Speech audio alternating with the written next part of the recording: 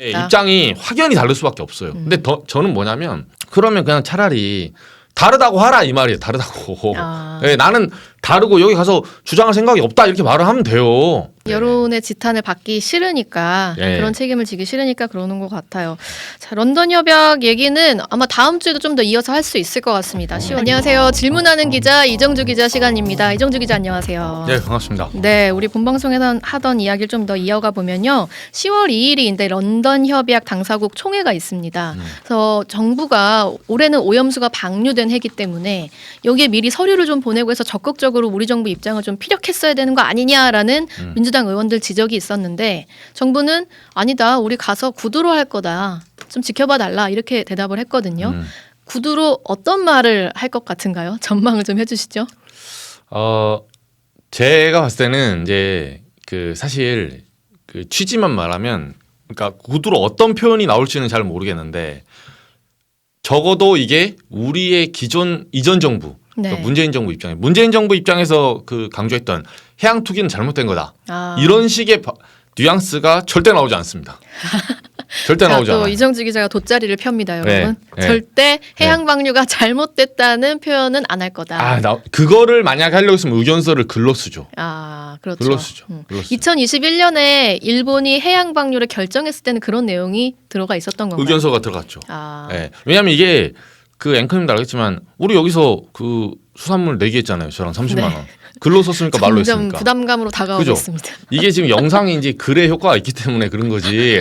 사실 사람들이 안 지킬 약속은 말로 해요. 말로. 30만 원 언제? 나 들어온 3만 원 아니었나?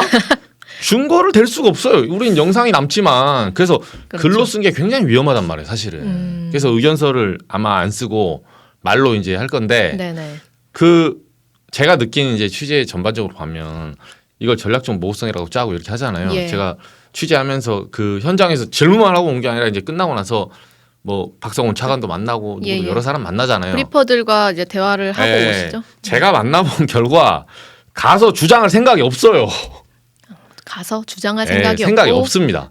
근데 이걸 구분하셔야 되는 게 면피를 하고 올 것이다. 저는 왜 그러냐면 그러니까 이건 정권 따라 이제 정치가 개입됐으니까 예. 제가 드린 말씀인데 이거는 시비의 문제는 아니에요. 그러니까 안전을 이제 좀 더 안전하다. IAEA 담보했으니까 괜찮다고 생각하는 게 현 정부 아닙니까? 예. 그리고 이거는 좀 더 배려가 좀 있어야 되고 좀 불안한 이런 것도 있고 여러 가지 엮여 있잖아요. 예. 그리고 뭐 이거는 어차피 정치적으로 엮였으니까 제가 하는 말인데 전 정부에서 문재인 정권 때 죽창가 들고 막 반정부하고 막 이렇게 했잖아요. 그러니까 그 뉘앙스가 있기 때문에 약간 이게 대립구도가 있어요. 정치 색채로 봤을 때 안타깝지만. 네. 그래서 현 정부하고 지금 이전 정부가 이 같은 문제를 가지고도 입장을 취할 수는 없다. 입장이 확연히 다를 수밖에 없어요. 근데 저는 뭐냐면 그 다른 게 옳고 그름 떠나서 그러면 그냥 차라리 다르다고 하라 이 말이에요. 다르다고.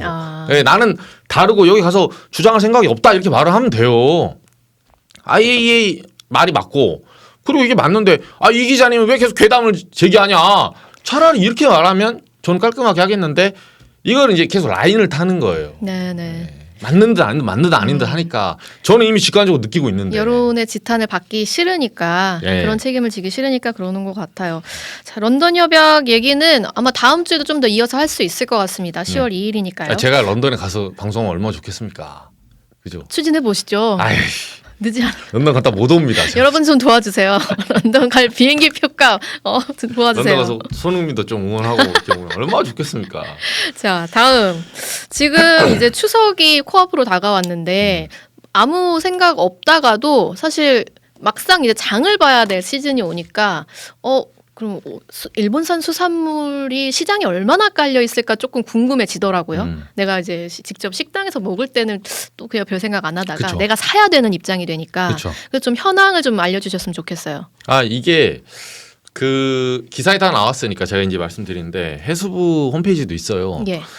우리나라 전체 수산물 중에 일본산 수산물 양은 2.4%밖에 안 돼요. 그거밖에 안 돼요? 네, 2.4밖에 안 돼요. 오. 그러니까 요거는 이렇게 보시면 돼요. 굳이 예를 들면 정다운 앵커님 뭐 고등어나 이런 거 먹을 때도 막 예. 우리가 여러 가지 먹잖아요.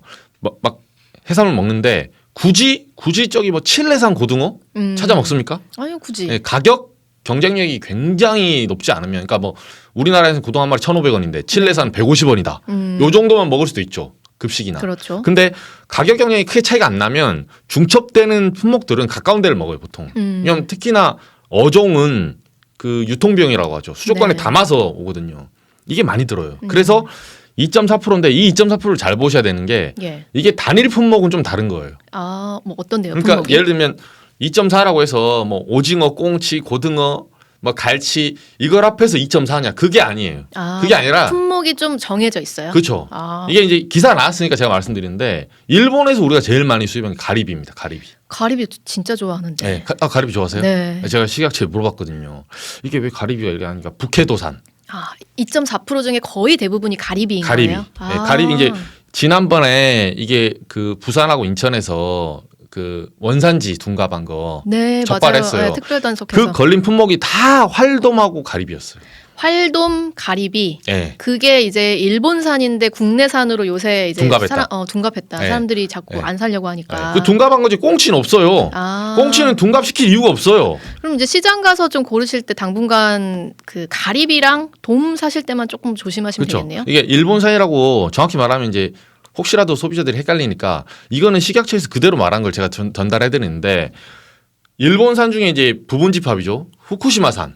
후쿠시마 포함해서 8개 현,산. 네네네. 정확히 말하면 요 인근. 그거는 그게- 아예 수입 안 되잖아요. 그렇죠. 네. 그게 수입 금지 품목이고 나머지 홋카이도산. 네네. 뭐 밑에 저기 오키나와산 있을 거 아니에요. 예. 이게 이 일본산이 있는 거예요. 일본산이 그 두 종류고 국내산이 있죠. 그 크게 보면 세 종류라고 중에서도 보시면. 들어오는 건 대부분 가리비다, 여러분. 그쵸. 네. 가리비는 조금 확인해서 드시면 될 것 같네요. 이 부분은. 네, 근데 어. 제가 물어보니까 이제 해수부 쪽에서도 이거는 뭐 인천, 부산 할 거 특사경 뭐 단속한 거 다 나왔어요. 기사는 네네. 다 나왔고 뭐 가리비를 이렇게 문제가 했는데 해수부에서는 이걸 이제 발표하기를 좀 꺼려하더라고요. 뭐. 아무래도 수산업자들의 네. 눈치 볼 수밖에 없죠. 이 네. 소상공인들. 근데 저는 개인적으로 그거는 그러면 이런 거잖아요. 정보 접근성의 문제거든요. 이거는 네네. 기자로서 저희가 봤을 때는 그러면 예를 들면 인터넷을 많이 하고 그런 걸 자주 찾아보는 사람은 기사 볼 거 아닙니까? 그렇죠. 그런 사람들은 인지하고 있고 그걸 인터넷이 약하거나 예를 들면 노약자라든가 이런 분들은 TV에서는 안 나오니까 그 정보를 접하기 힘들잖아요. 네네. 결국은 정보 접근성 때문에 그 사람들의 실생활에서 이제 격차가 발생하기 시작해요. 저는 이거는 또 다른 문제라고 보거든요.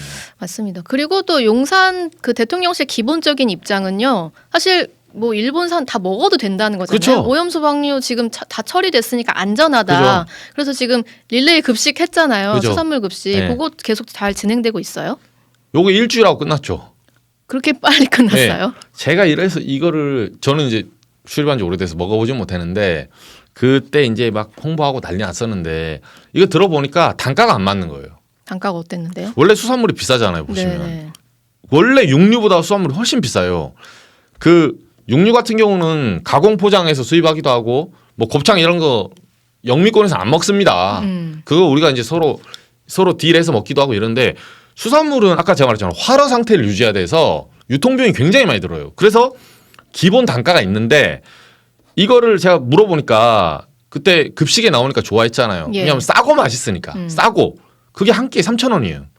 대통령실 네, 구내식당. 구내식당. 네, 3,000원인데 나중에 제가 다른 취재해 보니까 뭐 정확한 건 모르겠는데 대통령실 안에 있는 사람한테 물어본 거예요. 그게 원가가 16,000원이래요. 16,000원짜리 16,000원. 밥이었다고요? 그러니까 수산물 원가만 16,000원짜리를 3,000원에 파니까 팔면 팔수록 13,000원씩. 무슨 뭐 모듬회가 나왔나요? 급식에? 그건 결국은 13,000원씩 끼니마다 손해를 봤다는 건 1인당 13,000원씩 손해 본 거 아닙니까? 그래서 지속을 못했구나. 네, 이걸 어디서 놨겠어요? 이거 다 대통령실 예산 쓴 거예요. 결국. 예산을 근데 일주일 이상 쓰지도 못한 거네요. 그죠? 계속 쓰면 이제 기둥 꼽히니까. 여러분 오늘 여기까지 하겠습니다. 이정주 기자는 다음 주에 다시 뵐게요. 고맙습니다. 네. 다음 시간에 뵙겠습니다.